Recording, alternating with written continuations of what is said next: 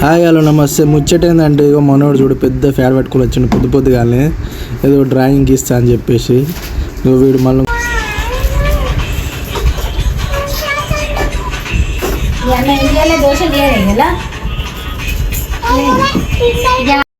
ఏం చేస్తాను